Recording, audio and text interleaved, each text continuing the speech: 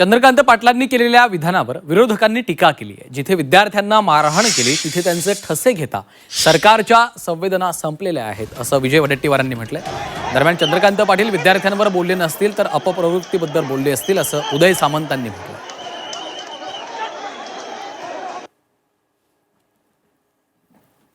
चंद्रकांत पाटलांना त्यांचेच ठसे घ्यायला पाहिजेत, सत्य काय ते आयला तिथे ठुसे मारलेत आणि ठसे घेताय, लाज वाटत नाही तुम्हाला? त्या तरुणांना ज्या पद्धतीने तुम्ही बदलला आणि गुंड घातलेत,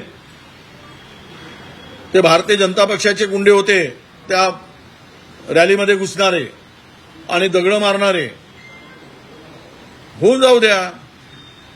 तुमच्या संवेदना संपल्या आहेत।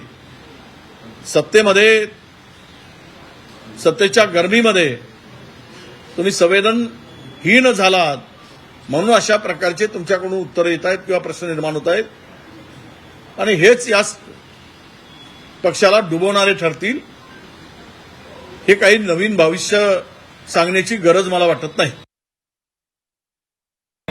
नाही, ते विद्यार्थ्यांसाठी बोलले नसावेत, मी स्पष्ट सांगतो। ऐका ना,